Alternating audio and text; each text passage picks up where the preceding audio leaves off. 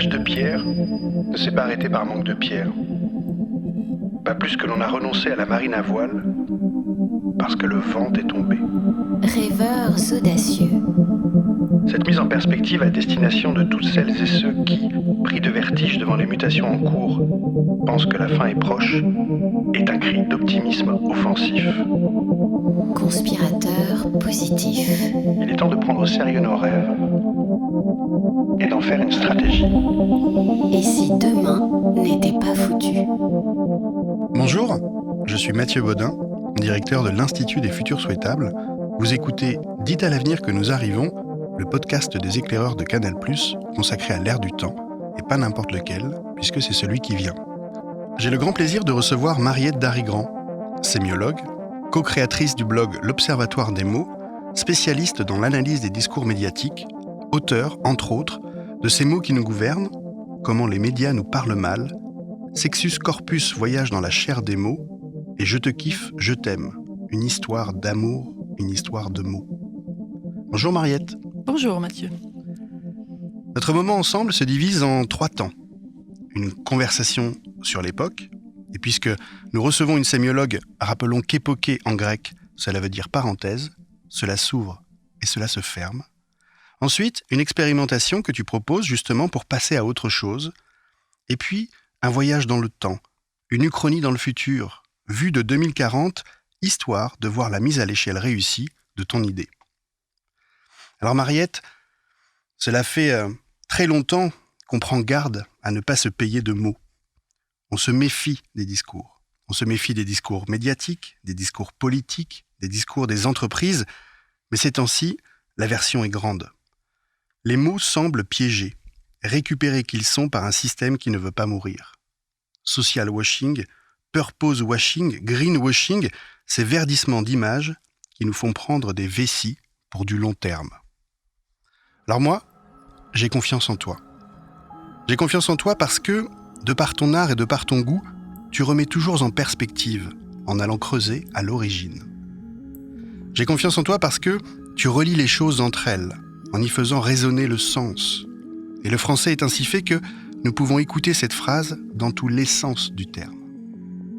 J'ai confiance en toi parce que tu ne te laisses pas bercer d'allusions, tu n'es pas dupe, et tu traques sans relâche la doxa qui nous colonise l'imaginaire. Sujet dont nous allons parler aujourd'hui.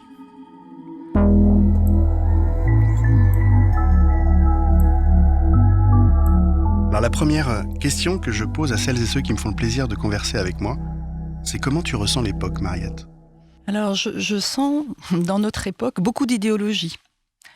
Je la sens très idéologique. Alors ça veut dire quoi idéologique ? Ça veut dire le logos, le discours d'autorité, la vérité, c'est ça le logos, des idées, mais les idées c'est des images. Donc je vois dans notre époque beaucoup de mots-images qui font très autorité sur nous. Et je m'en inquiète parce que cette autorité du langage imagé, comme tu l'as dit, elle est à critiquer depuis la nuit des temps. Depuis la nuit des temps, nous le faisons, mais les mots nous séduisent. Les mots, nous les aimons, et toi et moi, nous les aimons beaucoup.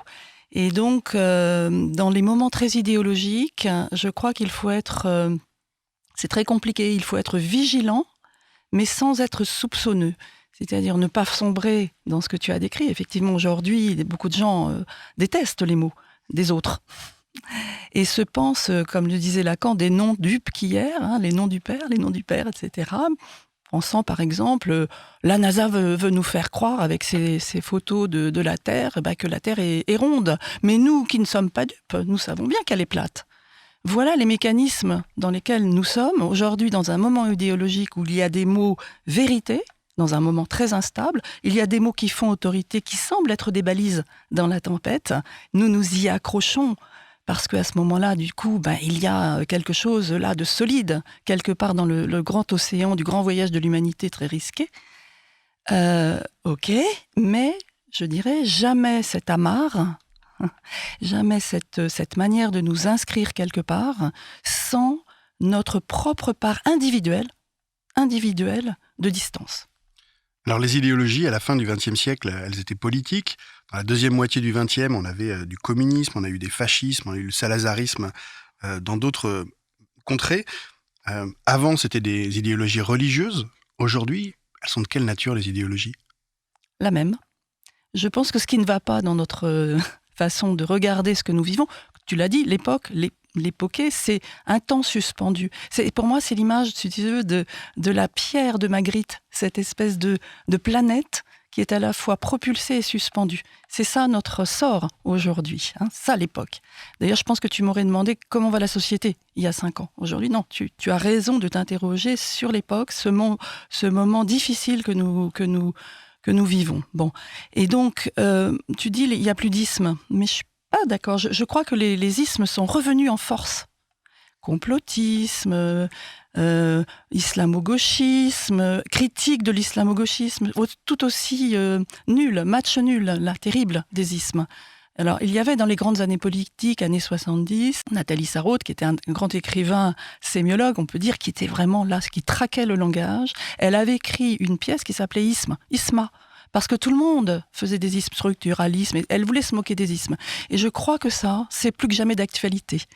Donc, voilà, les ismes sont toujours des systèmes religieux, toujours eschatologiques. Ils expliquent tout, depuis le début du monde jusqu'à la fin du monde. Ils sont, comme disaient les Grecs, dans l'arché, l'archéologie, le début des choses, et le télos, le but, la finalité. Donc, c'est ça que je veux dire en disant l'époque est de nouveau idéologique. Elle prétend nous encadrer totalement dans des grands catalogues de ismes. Alors, le problème, c'est que quand il y a passéisme, l'idéologie est quand même présente, mais de manière très diffuse. Et là, depuis, je dirais, une petite dizaine d'années, de nouveau, les catalogues idéologiques reviennent, pour le meilleur, certaines sciences sociales qui sont éclairantes, et pour le pire, c'est-à-dire la lutte des ismes. Une lutte qui est toujours, qui provoque de la violence. La violence et l'absence de complexité, l'absence de subtilité. La plupart du temps, il faut non pas s'affronter terme à terme, mais frotter ensemble nos désaccords pour, de manière harmonique, créer un troisième niveau qui sera intéressant, qui sera ce qu'on partage et ce qu'on ne partage pas en même temps, mais dans un esprit, franchement, de collaboration, de tolérance. On en est loin aujourd'hui. Construire les désaccords, c'est déjà une forme d'empathie, disent celles et ceux qui veulent réhabiliter la controverse plutôt que des polémiques. Moi, il y a un isme que j'ai repéré depuis un certain temps, qui s'est immiscé dans nos vies de manière un peu sournoise, c'est le court-termisme. C'est cet horizon de temps qui nous fait penser que demain est quasi à la portée de main. C'est plus un demain ailleurs qui nous projette, c'est un demain quasi à la semaine. Et je cherche les traces archéologiques de à quel moment l'humanité a décidé que le court terme était l'horizon de temps qu'elle allait choisir dans l'entreprise, dans les médias et aussi en grande partie en politique. Donc c'est certainement que le XXe siècle a été ce moment-là, certainement qu'en 29, après la crise aux États-Unis, qui a été une crise mondiale, l'idée de Bernard London de faire de l'obsolescence programmée, c'est-à-dire de racheter de plus en plus souvent des matériaux pour faire marcher l'économie, a été certainement le déclencheur. En tout cas, le court terme est un horizon de temps, ça n'a pas toujours été le cas. Non, mais il est encore là, le long terme. Simplement, il faut savoir où le trouver.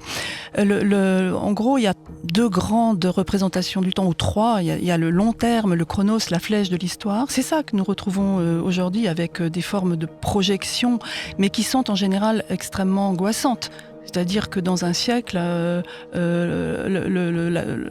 menace écologique nous a remis dans un long terme tragique, difficile. Le court-termisme, c'est le moment qui peut être intéressant. Après tout, le mot bonheur ou le mot happy, c'est la même chose en anglais. To happen, c'est savoir saisir ce qui arrive, savoir saisir ce qui commence. C'est un court-termisme qui peut être fertile, qui peut être très intéressant. Et puis, il y a un troisième... donc ça, c'est le kairos pour les Grecs. Et puis, le troisième temps, c'est le hors-temps, le aion, le temps comme on le sait en psychanalyse, dans notre tête, nous d'individus, on a notre histoire, on a d'autres flèches, on a nos moments de bonheur où on peut capter quelque chose, on peut travailler, et puis on a quelque chose qui ne passe pas. Quand tu rêves, Mathieu, quand je rêve, nous sommes l'enfant de quelques mois, ou voire prénatal. Donc il faut, et puis d'autres phénomènes qu'on commence à mieux découvrir sur le plan scientifique, mais que tous les poètes ont toujours su. La synchronicité, il y a des choses qui se font hors du temps, dans le rapport à la nature, à la beauté des choses. Voilà. Donc le court-termisme a été non pas un isme, une idéologie, mais une praxis, une pratique dans les entreprises, par exemple, avec lié une recherche de l'argent immédiat.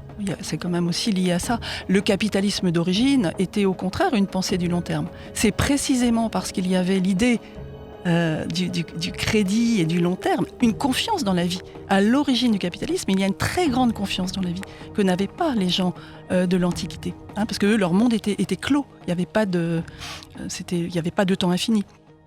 Voilà. Donc tout ça est toujours très ambigu. Donc tu parles du Kairos, ce juste moment des Grecs, ce moment un peu magique où le hasard sourit aux âmes bien préparées, ce moment que les généraux de n'importe quelle armée attendaient pour que la bataille réussissent finalement à tomber du bon côté. Ce Kairos, il se provoque autant qu'il s'apprécie. Est-ce qu'en ce moment, on n'est pas dans un Kairos qui nous permettrait justement de passer à autre chose, de passer à une autre civilisation, à une autre histoire commune, peut-être une autre épopée ? Alors moi, je m'interroge à propos du futur. Je préfère la notion d'avenir, comme tu le sais, parce que l'avenir, d'ailleurs que tu as remis à sa valeur étymologique, c'est ce qui va advenir.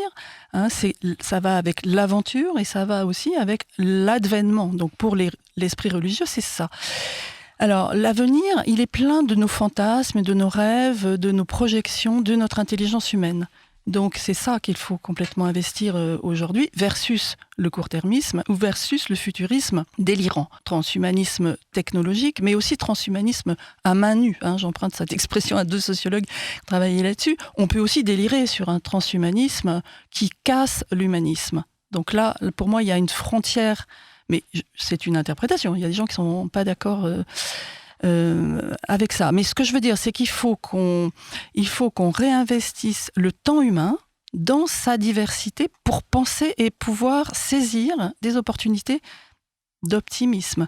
Parce que ce qui nous arrive avec le problème de passer d'un monde à un autre, la transition, comme on l'a dit depuis une vingtaine d'années, c'était un mot des années 70 qui a été remis, bien sûr, une certaine pensée de l'économie circulaire, de l'écologie, etc., a remis le mot transition en route versus la question des énergies. Tu l'aimes pas ce mot-là ? Je l'aime plus. Je le quitte. Il y a des mots, il faut les kiffer pendant un temps, comme dirait l'autre, puis après, un peu les quitter, parce que nous sommes trop habitués, on fait couple ensemble, et puis on s'aime, ça va plus, il n'y a plus de surprise. Donc, il faut à un moment donné quitter certains mots. Il a fait son temps, il nous a mis en route d'une certaine façon, et ça, c'était bien. Mais aujourd'hui, c'est ça la pierre de Magritte, la transition, elle nous propulse et elle nous suspend. Donc, je pose une question, pourquoi faut-il absolument passer à un autre monde ? Parce que passer à un autre monde, d'ailleurs le mot transition finit par créer les transits qui sont les morts qui sont censés transiter, c'est-à-dire aller dans les eaux du Styx et revenir. Bon, c'est pas sûr que ça marche à tous les coups. Donc je ne veux plus des connotations morbides de la transition.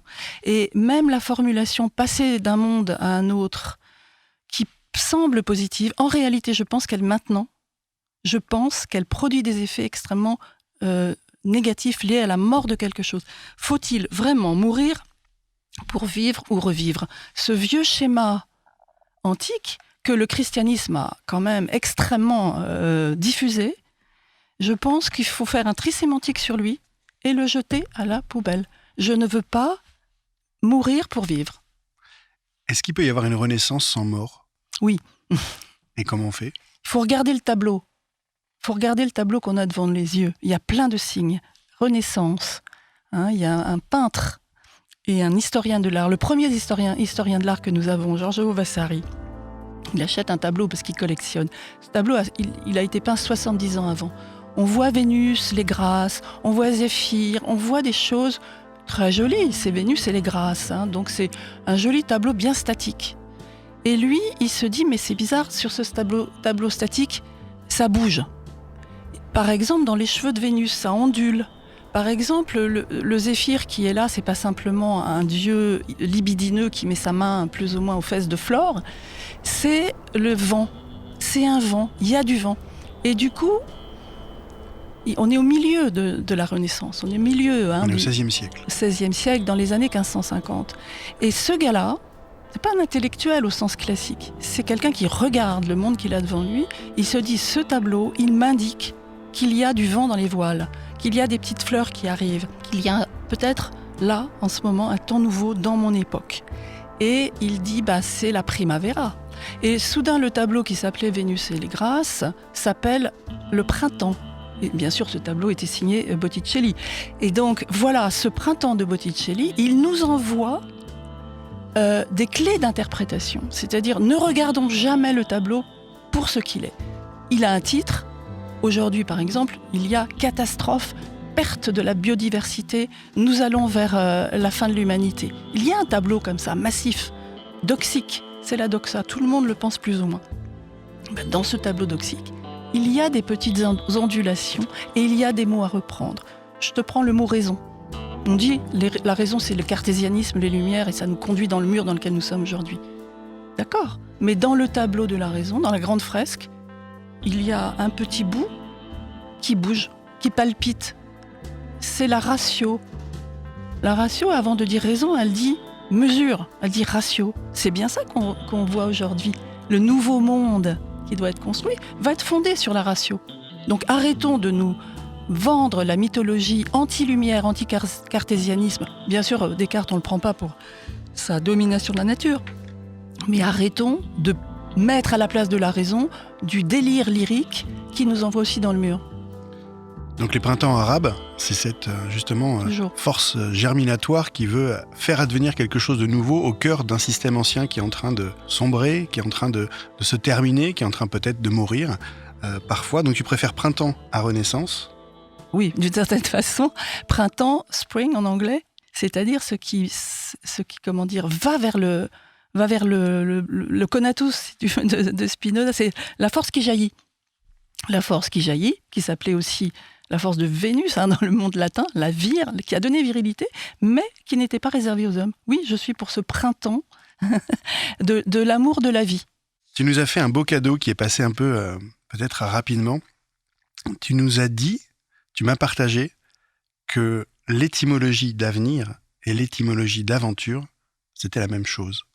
Oui, sur la même racine, advenire, tu as 3 mots. Tu as l'avenir, mais comme espace-temps mythologique, c'est-à-dire où on se raconte des choses. Le futur, on va être futurus, c'est un participe passé. Demain, je serai futura et toi, tu seras futurus. Mais l'avenir, c'est un espace-temps qui a été investi par les poètes et qui ont dit, il va se passer des choses entre Tristan et Iseut, etc. Bon. Donc, c'est un espace d'imagination. L'avenir, l'aventure, c'est l'action de cette imagination. Et l'advénement, c'est pour les esprits qui pensent que quelque chose est supérieur à eux, qui ont le sens de la transcendance. Donc cette intelligence spirituelle qui a été récemment rajoutée c'est la 9e intelligence dans les classements américains de la psychologie.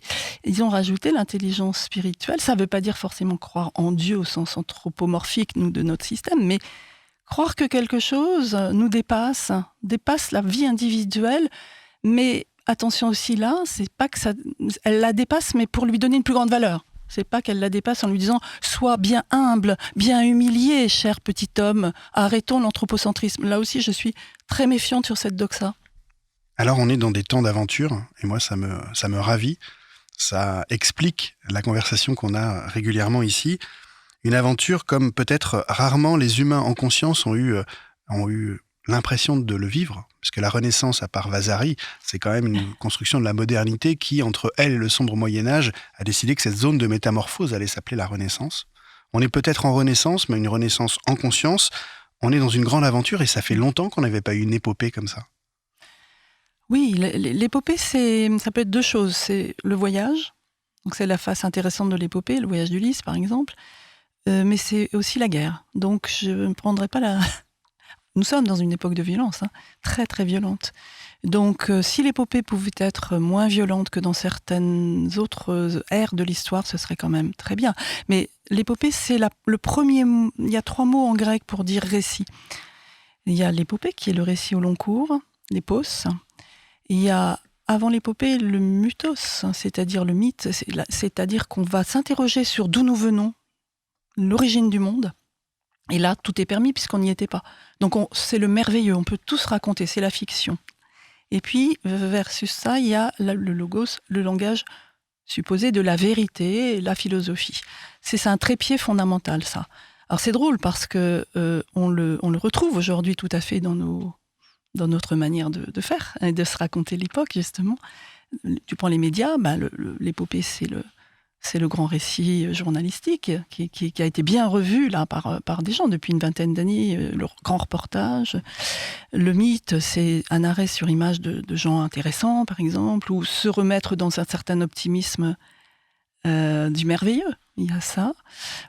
Parfois, il y a le merveilleux terrible, où chacun y va de son mythe. La fake news, c'est un mythe personnel, on pourrait dire.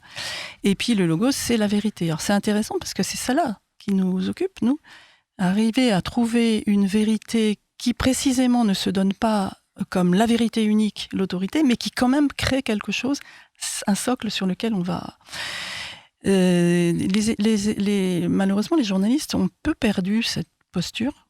Du logos, c'est qu'ils ont laissé à des influenceurs, à des idéologues.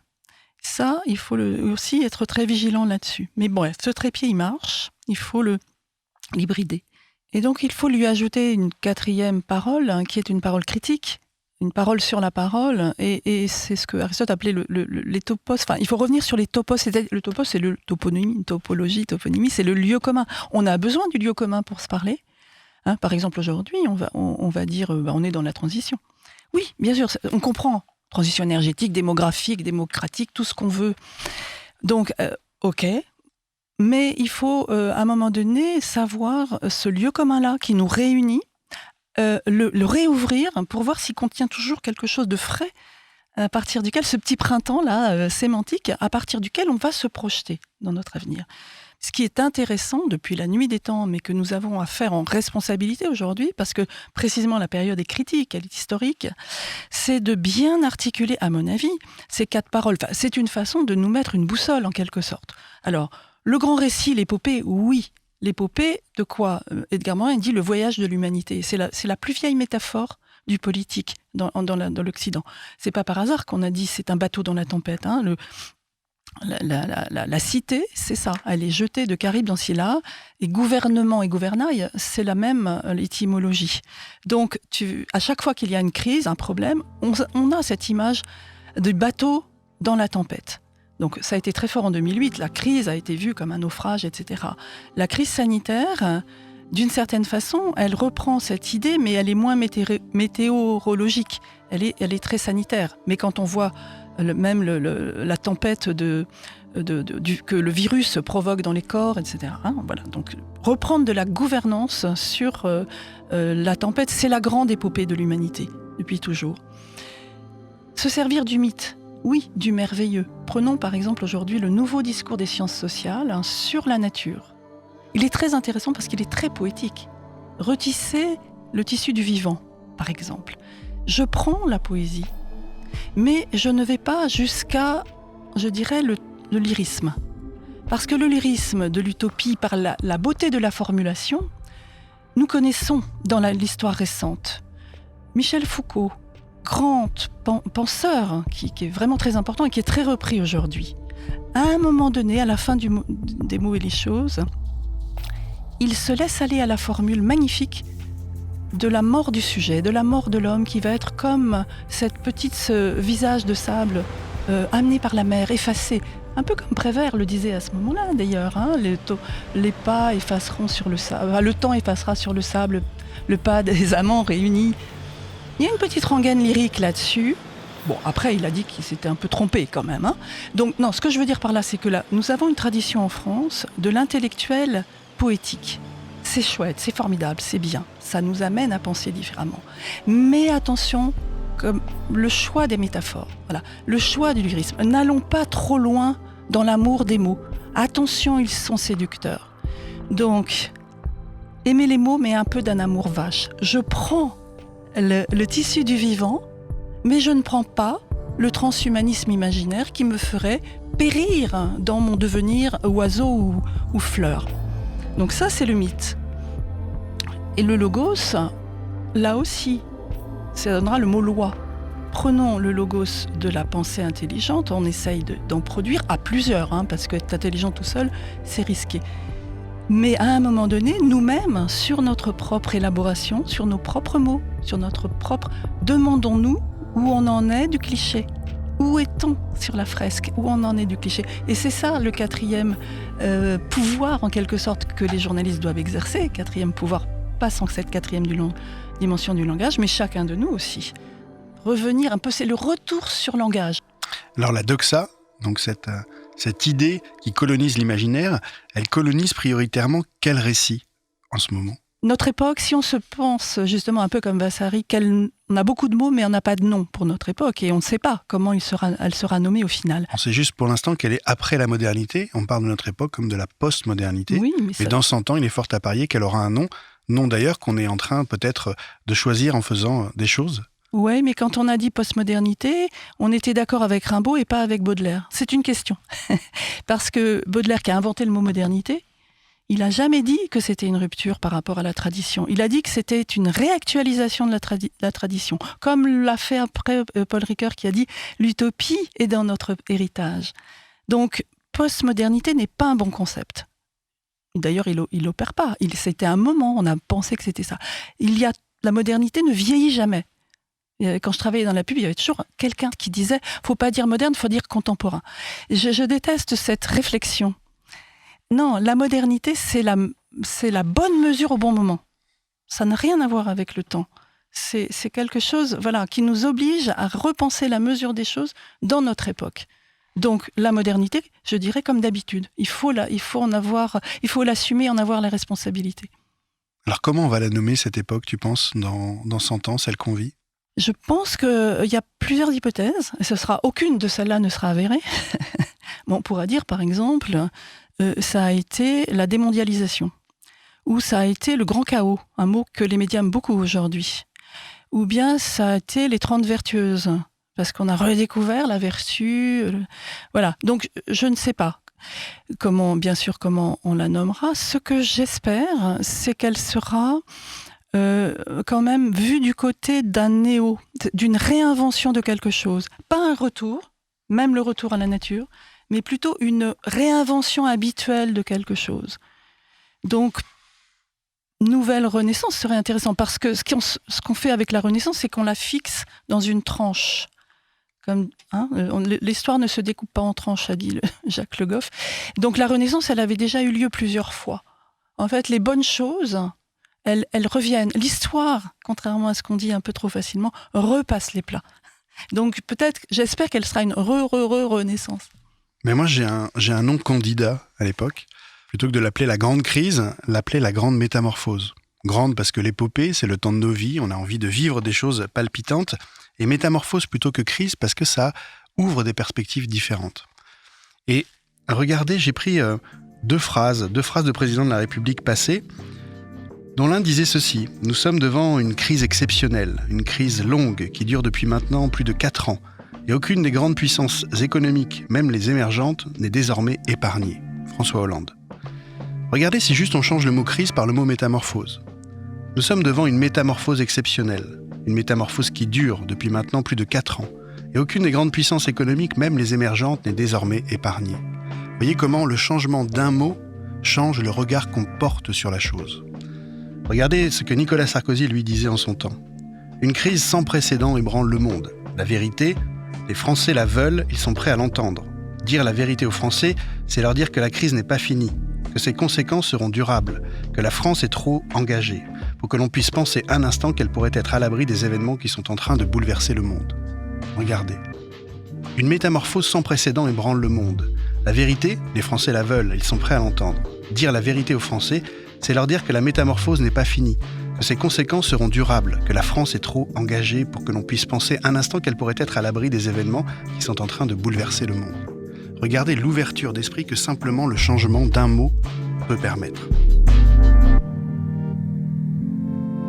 Métamorphose est un très beau mot. parce qu'il y a forme dedans, morphose c'est la forme, et on met à côté deux formes différentes. Je crois que ça touche vraiment ce que j'ai essayé de dire tout à l'heure sur la vraie modernité. C'est pas un remplacement, c'est pas le grand remplacement, s'il vous plaît, pas le grand remplacement, hein, mais la cohabitation de deux formes différentes, et qui justement, le fait de les mettre à côté montre quel est l'espace de modernisation. Alors Mariette, moi je me rappelle dans les années 80 sur les plateaux télé, on parlait du niveau de vie des familles. Aujourd'hui, on parle du pouvoir d'achat des familles. À quel moment la doxa est rentrée dans cet imaginaire, et surtout, comment on fait pour avoir des cours d'autodéfense par rapport à ça ? En fait, la doxa, c'est ça qui est difficile, c'est qu'elle n'entre jamais dans nos consciences de manière spectaculaire. Elle fait pas effraction, en quelque sorte. C'est petit à petit, sans qu'on s'en rende compte. C'est dormant, quoi, en quelque sorte. Donc, un mot arrive, on ne sait pas trop pourquoi, une formulation, etc. Et comme tu le dis bien avec ta métaphore de la colonisation, ça entre dans nous, c'est métabolisé. Puis après, nous-mêmes, on le dit dans notre vie privée aussi, dans notre vie, dans les choses intimes, alors que c'est quelque chose, un concept économique ou géopolitique. Voilà, donc le chaos aujourd'hui, voilà, il est très large, et puis ça peut être va ranger ta chambre, quel chaos. Enfin, donc c'est ça la doxa, ça s'immisce. Donc contre ça, l'autodéfense, c'est être très éveillé par rapport au langage. C'est nous interroger nous-mêmes dans nos propres formulations. C'est un jeu, c'est rigolo. Par exemple, beaucoup de gens me disent « Ah, j'en ai marre d'entendre telle ou telle formule ». Mais moi, j'en ai jamais marre parce que ça me conforte dans ma manie de ramasser des petits bouts de formulation par terre, hein, quand j'écoute ou quand je regarde. Je trouve ça marrant comme activité. Donc ça, c'est ces petits bouts doxiques. Il faut soit on va au bout de la démarche, on les met à la poubelle, c'est-à-dire je ne veux plus dire chaos parce que ça me met dans une humeur dépressive, mais je ne suis pas là pour faire la censure, c'est du tri personnel, mais il faut en tout cas en considérer que c'est de la doxa, c'est-à-dire de quelque chose qui est une croûte.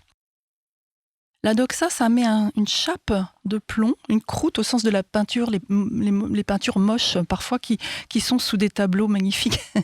Il faut casser la croûte, si j'ose dire, pour à l'intérieur aller voir, même le mot le plus bête ou le plus convenu peut avoir de la fraîcheur. C'est ça qu'il faut faire. Donc la doxa, il faut toujours la questionner, mais toujours. Et c'est drôle, c'est amusant, et ça nous met en activité créative. Et où est-ce que je pourrais, si j'en avais envie, questionner un peu les mots qui me chafouinent ?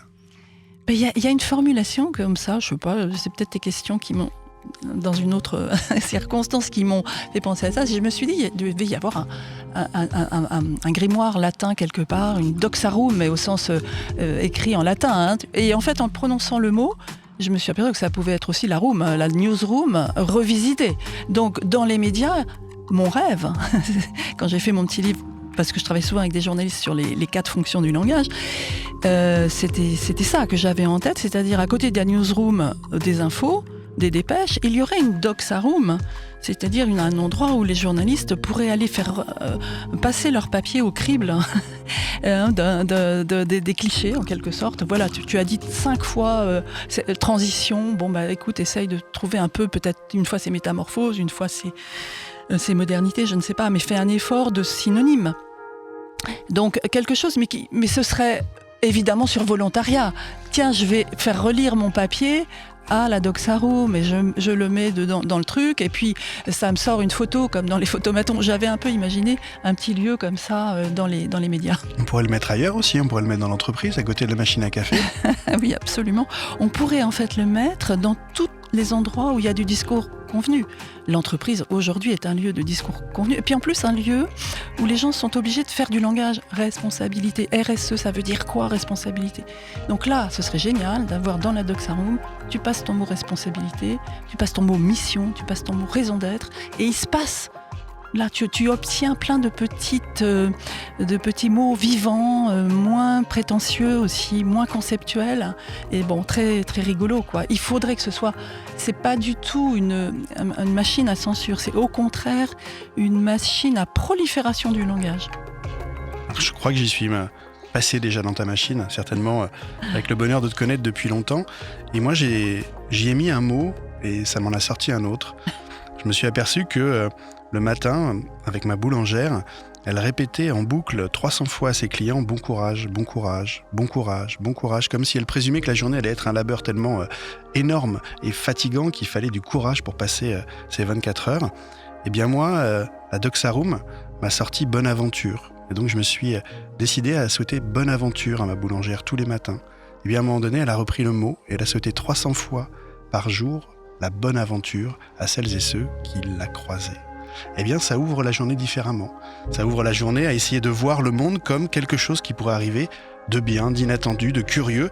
Et finalement, ça nous transforme déjà en ayant changé simplement un mot. Alors moi, ce que ça m'ouvre, ce que tu dis, Mathieu, c'est d'imaginer une baguette qui s'appellerait Bonne Aventure, et puis après, toute une série de baguettes avec ce mot aventure, ce serait génial. Tu vas me donner l'adresse de ta boulangère.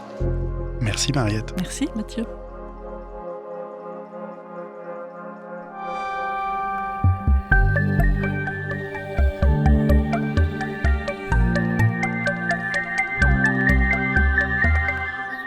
Je vous propose de prendre une grande inspiration. Je vous propose un voyage dans le temps et de dépasser le temps d'une expérience de pensée le « c'est impossible » par « c'est fait » et voilà ce que ça a changé. 2040. Nous sommes dans le creux d'une colline basque qui fleure bon la préhistoire. Un espace qui symbolise pour toi, Mariette, l'origine du monde, entre Sarre et Ainoa.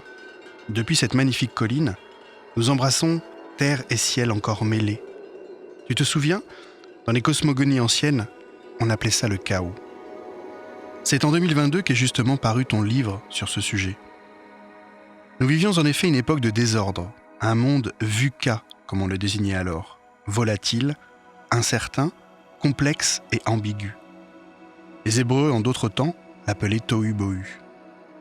De ces périodes d'instabilité qui nous poussent à la réinitialisation des choses, qui nous invitent à être créatifs pour ensemencer le réel. Ce mot de chaos est réapparu très fortement dans les années 2020, époque idéologique et violente, s'il en est. Juché sur cette ligne de crête, notre humanité ne savait pas très bien de quel côté nous allions basculer. C'est dans les années 30 que celles et ceux que l'on appelait la génération K sont arrivés aux manettes. K, en référence à Katniss Everdeen, héroïne d'Hunger Games, cette trilogie du début du siècle qui réinterprétait le mythe de la révolte face aux aliénations de l'ordre établi. Tout à la fois utopiste et réaliste, cette génération a vu les choses en grand, redécouvrant les aspirations lyriques de la politique tout en s'attachant à être extrêmement pragmatique. Elle s'est inscrite dans une dialectique avec le tout petit, les interstices, la possibilité du faire. Je me souviens qu'au début des années 20, tu développais une idée, liée au langage, évidemment. Il s'agissait de créer des Doxarooms, des petits lieux ouverts à toutes et tous où l'on pouvait venir déposer toutes les voix d'autorité nous dépeignant le monde de manière laide et non vivante, porteurs de mots MAUX qui se répandaient alors. Mais c'est le jour où tu as rencontré ce couple d'urbanistes que le concept a pris véritablement corps. Un nouveau type d'espace est apparu dans nos villes, véritable ressourcerie dédiée au tri sémantique, où il était possible de venir poser un mot problématique pour soi ou un terme répété par différentes sources avec trop d'insistance qu'il en devenait suspect. Chacun a commencé à amener ses expressions, termes ou vocables, à les écrire, à les poster, parfois à les imager. La Doxaroom est même devenue la 8e partie des jardins publics. En effet, en son temps, le jardin médiéval comprenait tout ce qu'il fallait pour vivre. Du potager pour manger, aux herbes médicinales pour soigner, des fleurs pour introduire du beau dans sa vie, à l'espace pour se parler, pour se séduire ou pour parler avec Dieu, comme à celui dédié aux herbes sauvages, aux contre-discours, où l'on mettait du désordre dans l'ordre. À ces 7 parties, le XXIe siècle en a donc ajouté une 8e. Lieu consacré aux mots face à l'invasion par le langage, pour échapper aux voix d'autorité qui prenaient toute la place. Je me souviens d'une construction de désaccord sur le mot « chaos », qui fut analysé pour finalement être rejeté. Devenu un tic du discours médiatique, il véhiculait par trop des images d'abysse, de peurs métaphysiques extrêmement grandes. Tu nous le rappelais souvent alors, que penser, étymologiquement, c'est poser le pour et le contre, c'est frotter pour produire une étincelle. Ici, ce qui comptait n'était pas le match entre chaos et ordre, ou entre ordre et désordre, mais bien la troisième voie qui s'offrait à nous. Je t'entends encore me dire, pour dépasser le binaire, on ne s'en sortira que par l'oblique. Bien sûr, il y eut des difficultés, comme celle de convaincre les gens que la doxa était dangereuse malgré la rassurance qu'elle apportait. C'est là que les trans-publishers intervinrent. Révolutionnant le monde de l'édition et des médias, ils avaient compris que la culture ne pouvait plus être fragmentaire. Ils se sont mis à assembler autrement des bouts, des morceaux, interconnectant des mots issus d'une chanson et d'un livre, d'un texte philosophique ancien et d'un podcast plus récent. Ils ont commencé à créer un patchwork hétérogène mais cohérent, réinsufflant d'autres focales et surtout de nouveaux possibles. Ce fut quand ces trans-publishers et ces générations K sont entrés dans le monde qu'on appelait autrefois monde du travail que tout devint possible. Et là, synchronicité, c'est à cette période que l'on fit d'une découverte détonnante.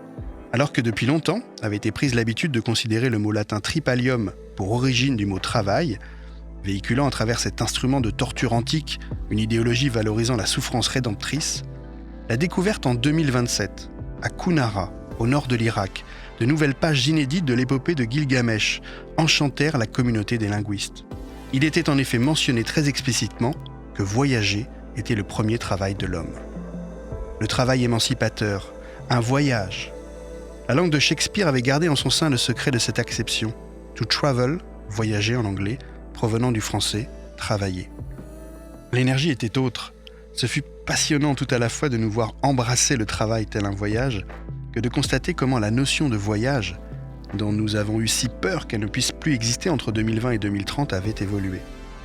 L'idée, comme le prenait Gandhi en son temps, n'étant plus de faire 10 fois le tour du monde, responsabilité carbone oblige, mais de faire une seule fois le tour de soi-même.